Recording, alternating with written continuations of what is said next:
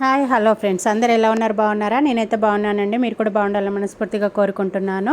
నేను స్ట్రైట్ పాయింట్ది దానికి back elastic and pocket ఏ విధంగా స్టిచ్ చేశాను, ఏ విధంగా కటింగ్ చేశాను, ఏ విధంగా స్టిచ్ చేశాను అనేది వీడియోలో అప్లోడ్ చేస్తున్నాను చూడండి. అండ్ హుక్స్ కూడా సైడ్కు హిప్ పెద్దగా ఉన్న వాళ్ళకు ఏ విధంగా అనేది ఎక్కడానికి కంఫర్ట్గా ఉండేటట్టు హుక్స్ కూడా సైడ్కి ఏ విధంగా ఇచ్చాను అనేది నేను వీడియోలో పోస్ట్ చేస్తున్నాను చూడండి. ముందుగా అయితే ఉల్టా సీదా చూసుకోవాలండి. చూసుకున్న తర్వాత ఫ్రంట్ పార్ట్ని అయితే ఉల్టాలో పెట్టుకొని స్టిచ్ చేసుకోవాలి. అంటే మంచి మరగలో వచ్చేసి లోపలికి వెళ్ళాలి, ఉల్టా పైకి ఉండి దాని మీద అయితే స్టిచ్ చేసుకోవాలి. ఇది కిస్తా సైడ్ చేసుకోవాలండి, స్ట్రైట్గా ఉన్న సైడ్ కాకుండా కిస్తా సైడ్ మనం క్రాస్గా కట్ చేస్తాం కదా, అటు సైడ్ అయితే జాయింట్ చేసుకోవాలి. డబల్ స్టిచ్ వేసుకోవాలి, గట్టిగా ఉంటుంది.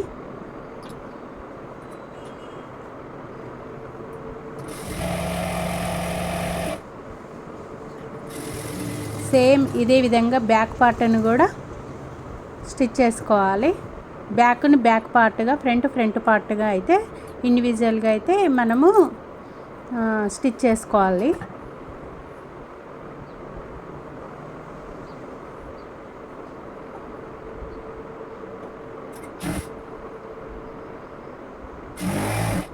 ఏ విధంగా అయితే మనము కటింగ్ చేసామో ఫోల్డింగ్, అదే ఫోల్డింగ్ మీద బ్యాక్ పార్ట్ని బ్యాక్ పార్ట్గా కిస్తానే జాయింట్ చేసుకోవాలి. ఫ్రంట్ పార్ట్ని ఫ్రంట్ పార్ట్గా జాయింట్ చేసుకోవాలి. ఇలా జాయింట్ చేసుకున్న తర్వాత ఇంటర్లాక్ చేసుకున్నాను నేను ఇక్కడ. తర్వాత ముందుగా అయితే మంచి మరగలో పెట్టుకొని బ్యాక్ పార్ట్ని ఓపెన్ చేసుకోవాలి. తర్వాత ఫ్రంట్ పార్ట్ని దాని మీద పెట్టేయాలి. నేను ఒక 5 ఇంచెస్ వరకు అయితే స్టిచ్ స్ట్రైట్గా చేస్తున్నాను ఫస్ట్.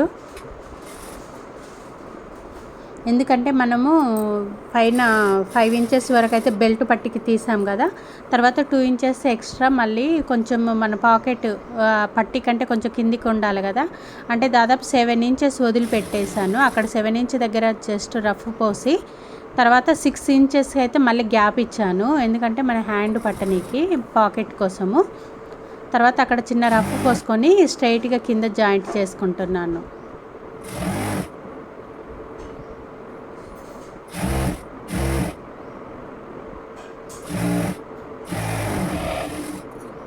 దీని మీద మళ్ళీ డబుల్ స్టిచ్ వేస్తున్నాను. మళ్ళీ ఒకసారి చెప్తున్నాను వినండి.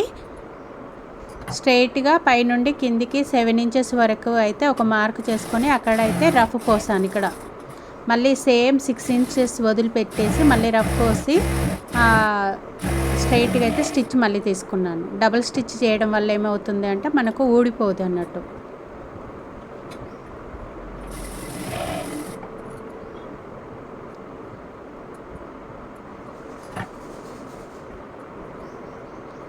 ఇక్కడ దారం అనేది ఇక్కడ మనం వదిలిపెట్టిన దగ్గర లూజ్ వస్తుంది కదా, ఆ దారాన్ని అనేది కట్ చేసుకుంటున్నాను నీట్గా ఉండడానికి.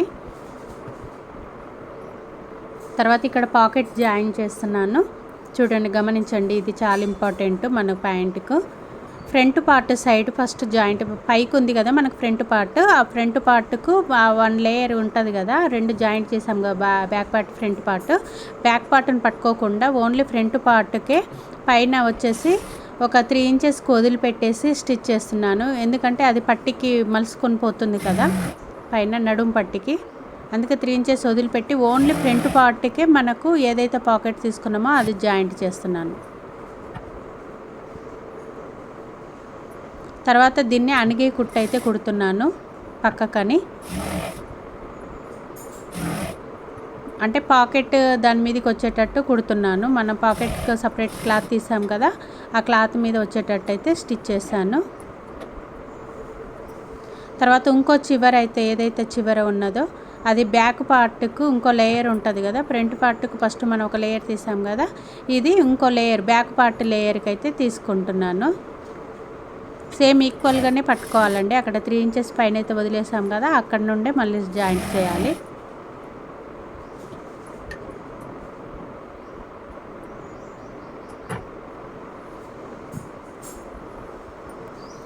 ఇక్కడ పాకెట్ అయితే చివరనైతే ఫోల్డ్ చేసుకోవాలి. ఎండింగ్కి వచ్చేసరికి 2 అంచులని లోపలికి ఫోల్డ్ చేసినట్టు పట్టుకొని దాని విధంగా స్టిచ్ వేసుకోవాలి.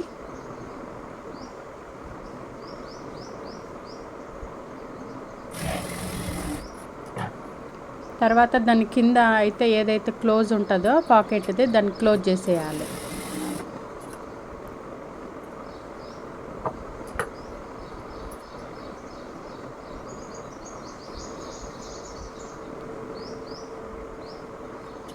పాకెట్ని క్లోజ్ చేస్తున్నాను కింద.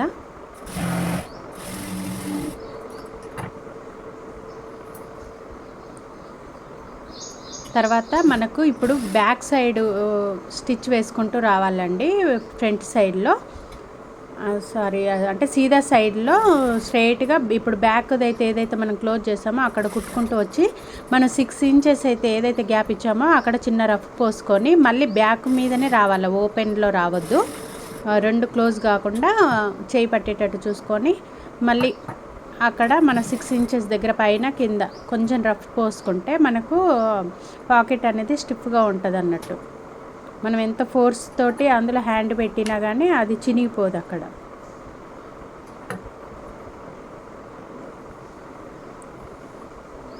ఫైనలీ పాకెట్ రెడీ అయిందండి.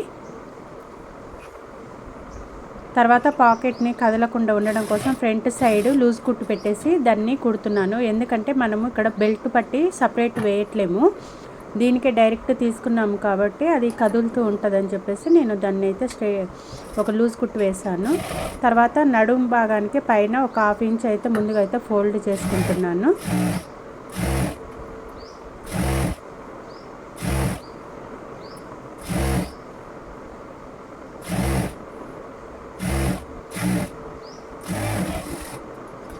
ఇలా ఫోల్డ్ చేసుకున్న తర్వాత మనం ఒక సైడ్ అయితే జాయింట్ చేసుకుని పాకెట్ కుట్టుకున్నాం కదా, ఇప్పుడు ఇంకో సైడ్ ఓపెన్ ఉంది కదా, ఆ ఇంకో సైడ్ వచ్చేసి 7 ఇంచెస్ గ్యాప్ తోటి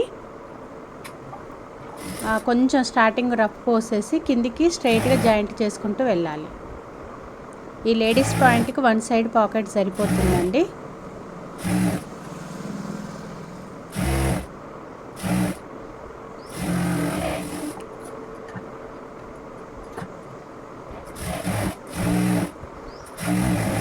మళ్ళీ ఇక్కడ డబుల్ స్టిచ్ వేసుకొని ఇటు అటు అయితే ఇంటర్లాక్ చేసుకుంటున్నానండి. ఇక్కడ నేను ఇంటర్లాక్ అయిపోయింది. తర్వాత ఇప్పుడు ఏదైతే మనం 7 ఇంచ్ వదిలిపెట్టామో దాన్ని ఇటు అటు ఫోల్డ్ చేసుకోవాలి. ఫోల్డ్ చేసుకొని సూది నీడిల్ కిందికే పెట్టి మనం టర్న్ తిప్పుకోవాలి. మళ్ళీ ఇక్కడ మనం హుక్స్ ఇచ్చుకోవచ్చు, జిప్ ఇచ్చుకోవచ్చు కావాలంటే. జిప్ అయితే ఫెయిల్స్ అవుతుంటాయి, జిప్ ఇప్పుడు స్టాండర్డ్గా రావట్లేవు, అందుకే హుక్స్కే ప్రిఫరెన్స్ ఇస్తున్నాము మేము. తర్వాత ఇప్పుడు మనం తీసుకున్న దానికంటే మెజర్మెంట్ ఎక్కువ తీసుకున్నాం కదా నడుము కొలత కంటే, దీనికి ఎలాస్టిక్ అయితే తీస్తున్నాను. నేను 2.5 ఇంచ్ ఎలాస్టిక్ని అయితే సెలెక్ట్ చేసుకున్నాను. 2 ఇంచెస్ ఎలాస్టిక్, దీన్ని నేను 12 తీసుకున్నాను ఎలాస్టిక్ని వచ్చేసి.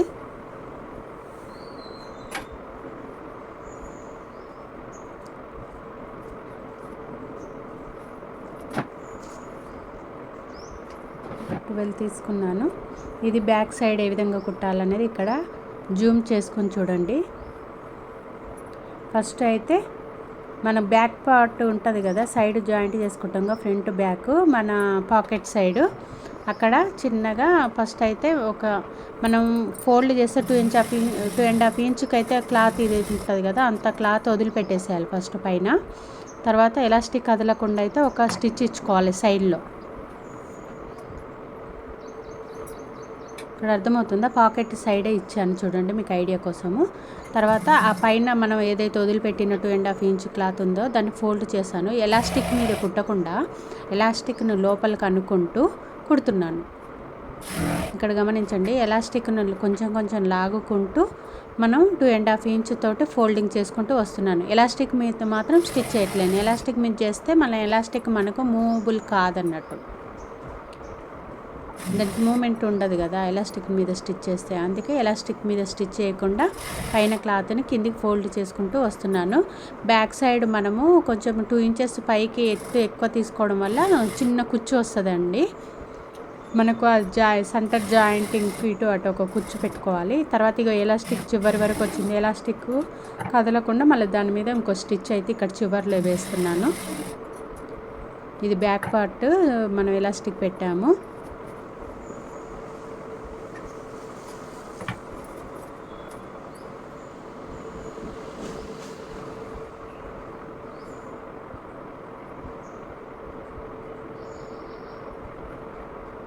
తర్వాత ఫ్రంట్ పార్ట్కి కూడా సేమ్ అంతే, మనం ఏదైతే క్లాత్ 2.5 ఇంచ్ ఫోల్డింగ్కి ఏదైతే ఉందో అది మళ్ళీ ఫ్రంట్ పార్ట్ కూడా ఫోల్డ్ చేసుకుంటున్నాం. బ్యాక్ పార్ట్ చేసుకున్నాం కదా, అలానే ఫ్రంట్ పార్ట్ కూడా చేసుకుంటున్నాను. అయితే మనము ముందుగా పాకెట్ కదలకుండా అయితే లూజ్ కుట్టు పెట్టి కుట్టాం కదా, అది ఇక్కడ తీసుకోవచ్చు మనకు పైన గలీజ్గా కనిపించకుండా. మళ్ళీ ఎలాస్టిక్ మీదకైతే మళ్ళీ ఒక కుట్టు అయితే చివరిలో వచ్చినట్టు తీసాను. తర్వాత ఫ్రంట్ పార్ట్కు మిడిల్లో ఇటొక టెక్స్ అటొక టెక్స్ ఇచ్చుకుంటే ముందల చూడడానికి చాలా బాగుంటుందండి. ఒకటి ఇచ్చుకోవచ్చు, 2 ఇచ్చుకోవచ్చు, అది మన సైజు మనం తీసుకునే క్లాత్ని బట్టి. ఈ ప్యాంట్ వేసుకుని యోగా కూడా చేయవచ్చు అండి, అంత కంఫర్ట్గా ఉంటుంది, ఎందుకంటే మొత్తం మనం లూజ్ ఇచ్చాం కదా. తర్వాత ఎలాస్టిక్ మీద మిడిల్ అయితే ఒకటి మనం లాగుకుంటూ ఒక స్టిచ్ వేయడం వల్ల ఎలాస్టిక్ మంచిగా ప్రిల్గా చాలా నీట్గా కనపడుతుందండి.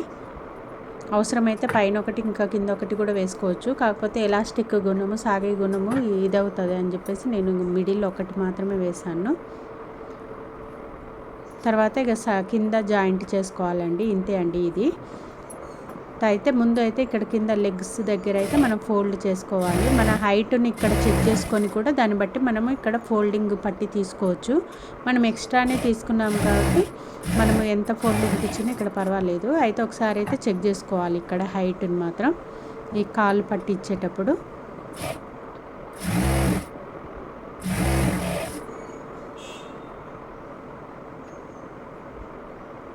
కొంతమంది పిల్లలు పైకి చూపిస్తారు మెజర్మెంటు, పైకి కావాలి పాయింట్ అని, కుట్టిన తర్వాత మళ్ళీ పైకి అయింది అంటారు.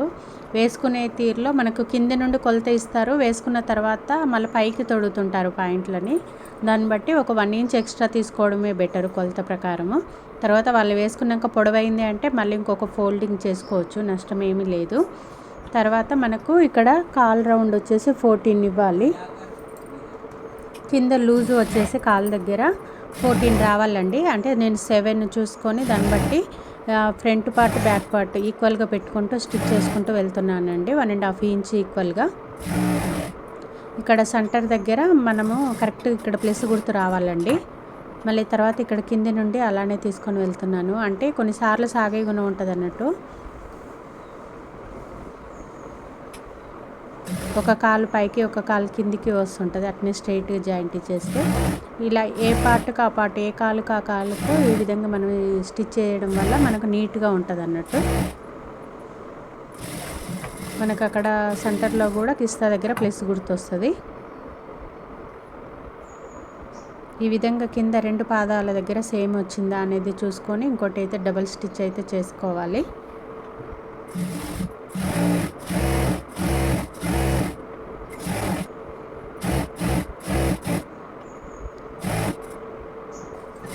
ఇలా కంప్లీట్ జాయింట్ చేసుకున్న తర్వాత ఇంటర్లాక్ అయితే ఇచ్చానండి. కింద నీట్ ఫినిషింగ్ వస్తుంది చూడండి. దీన్ని ఉల్టా తీస్తున్నాను.